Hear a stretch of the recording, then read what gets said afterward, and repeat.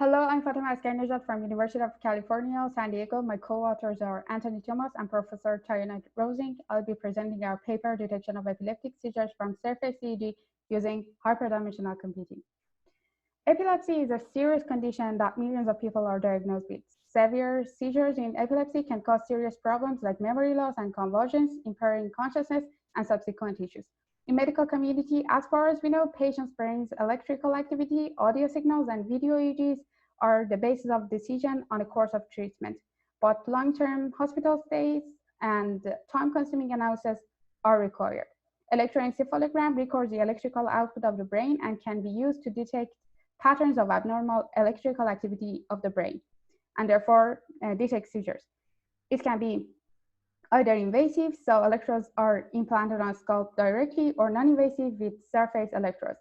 There have been some works on implementing machine learning on both non-invasive and invasive EEGs so far, but we are looking forward to a method which can detect seizures on a real-time basis, consumes low power, yields higher accuracy, is robust to noise, is non-invasive and therefore wearable, is lightweight, so it can be used in everyday life. Previous works use conventional machine learning techniques such as KNN, SVM, etc., that need hand-designed and compute-intensive feature extraction, and so high number of electrodes for better accuracy are required. Or they might use some methods like convolutional neural networks that's compute-intensive and impractical for wearable or small devices. But here we'll talk about the two most related works to ours. The first one has applied hyperdimensional computing method on invasive electroencephalograms. So it means it requires surgery to place electrodes directly on the brain. However, it represents that HD surpasses performance of the state-of-the-art ML methods and does the training with fewer training samples. The other work is eGlass, which presents a wearable non-invasive system for real-time seizure detection, which first extracts hand-designed features from signals and then applies random forest to classify them. Our work implements hyperdimensional computing on non-invasive surface electroencephalograms, so it uses the merits of both of these two methods. Hyperdimensional computing is rooted on brain's activity. Neuroscience community suggests that the human brain computes on high-dimensional randomized representations of data rather than numerical values. HD acts like a kernel which maps the input data to high-dimensional space to make the task it is given, which here is classification, much more easier. The high-dimensional space is typically referred to a hyperspace with dimension d that has typically over 5,000 coordinates. Developing of HD model consists of 3 stages of encoding in which each training signal is encoded to a high-dimensional vector, training, which refers to bundling training data into predictive model, and querying, in which the label of a new piece of unlabeled data is determined. I will illustrate all of these steps with further detail in the following slides. So here we demonstrate how HD encodes raw signals.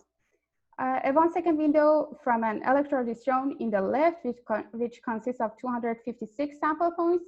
We first need to quantize these values.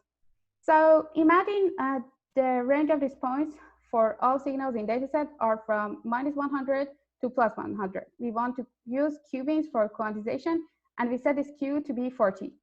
Then the length of each beam would be 5. So first beam's range is from -100 to -95. And all the points in this gamut would be quantized as being 1.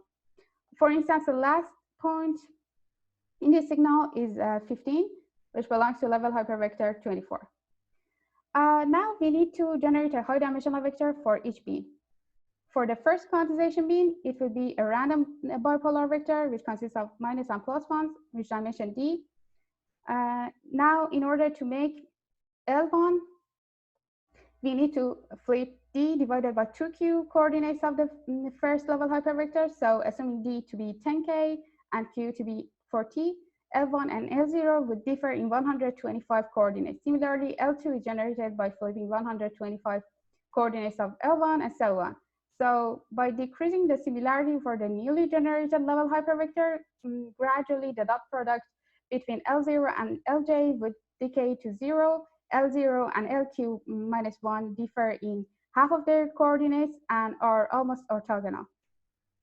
Now that we have all level hypervectors, in order to preserve their temporal relation, we permute them. So the first sample is not permuted. The second is permuted by one index, and the last one is permuted by 255 indices. Then we sum them up to make the encoded hypervector for all the samples of the 1 second signal that we have. This whole process is called encoding. Now, after obtaining encoded hypervectors for all input windows, the hypervector belonging to the same class are summed up to create the representative class hypervector, which here is either ictal or interictal. So here we would have two classes of interictal and ictal classes. Having a new signal XQ, we want to classify it as ictal or interictal. The first step is encoding this signal to a high dimensional vector. Now that we have the corresponding class vectors for ictal and interictal classes, we can simply do a similarity check between this query vector with either of these classes using cosine similarity metric, and whichever yields the higher value is the class that this new query vector belongs to.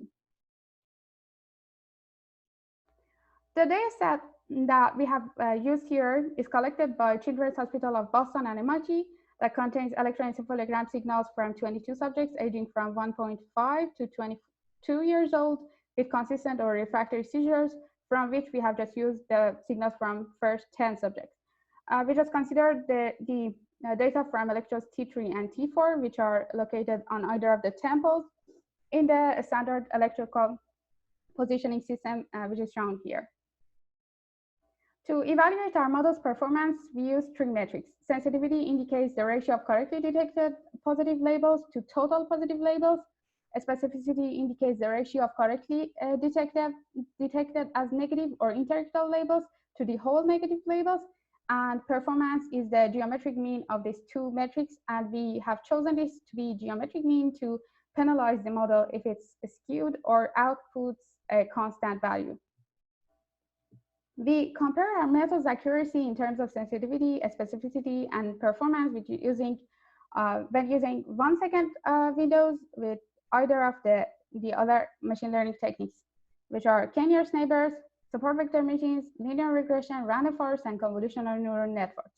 The bottom of each metrics bar is the 25th percentile of the observed results in 100 experiments that we have done. The middle one is the mean, and the above one is a 75th percentile of it.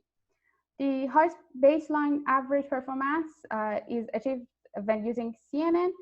HD improves this average performance by 5.13%, reaching a performance of almost 82%, and it also surpasses random forest by almost 10.54%. We also have tested the impact of increasing the EEG's window length on the overall performance of the models. And except for CNN, whose performance suddenly drops when using 4 second windows, the other methods generally benefit from some increase in their window length, since they can absorb more information and probably do a better classification. Still, CNN using 1 second windows provides the highest baseline performance. And HD's accuracy also increases up to 6 second windows, which is not shown here, but then decreases since the amount of information that a hypervector can retain saturates after this amount of signal. We have measured our methods and baseline methods power consumption on Raspberry Pi, and we have observed that shallow CNN consumes the least powers. So we have normalized all powers based on it. HD's power consumption is 3.1% more than CNN when using 4 second windows, and that is because our device's catch size is small, but implementing HD on modern hardwares like FPGA would reduce energy consumption tremendously. So we have leveraged HD method to detect seizures from 2 surface electroencephalogram channels in real time. This approach, as stated before, can be applied on raw electroencephalogram signals without the need for feature extraction or any domain expertise.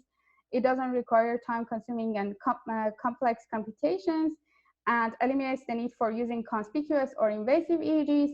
And in terms of performance, its methods accuracy outperforms CNN by 6.43% and random forest with almost 12% when using 6-second windows.